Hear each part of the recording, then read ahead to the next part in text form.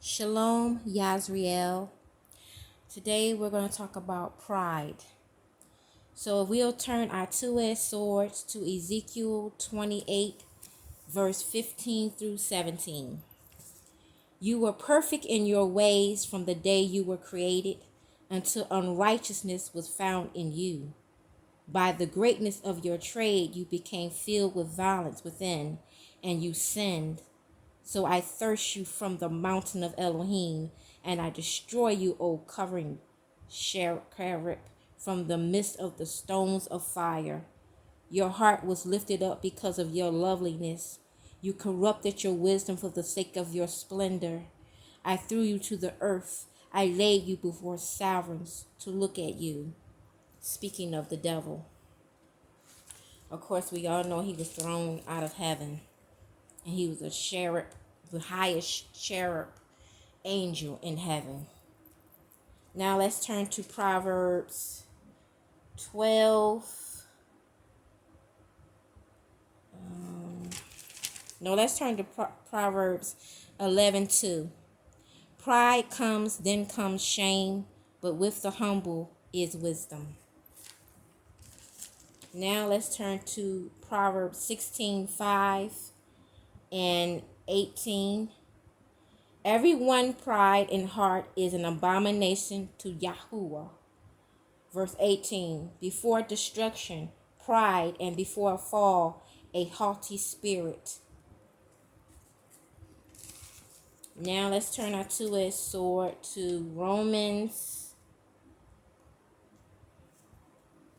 12:16. Be of the same mind toward one another. Do not be proud in mind, but go along with the lowly. Do not be wise in your own estimation. Now let's turn to Revelations 12, and we're going to read 7 through 9. And there came to be fighting in the Shamayim. Michael and his messengers fought against the dragon, and the dragon and his messengers fought. But they were not strong enough, nor was a place found for them in the Shamayim any longer.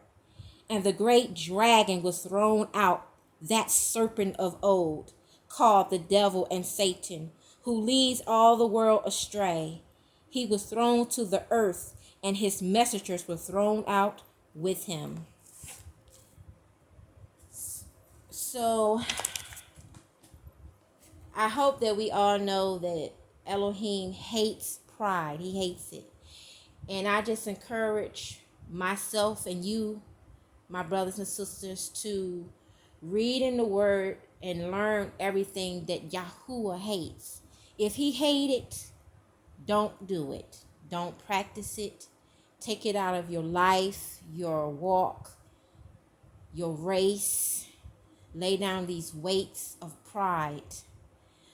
It's okay for a man to look handsome and a woman to be beautiful and dress and smell good, but don't walk around thinking that you're the most beautiful person and nobody look better than you and you just top notch and just overdoing it. If somebody say you're beautiful, be thankful, be grateful, thank them, but I know and this, that, and the other, like, come on.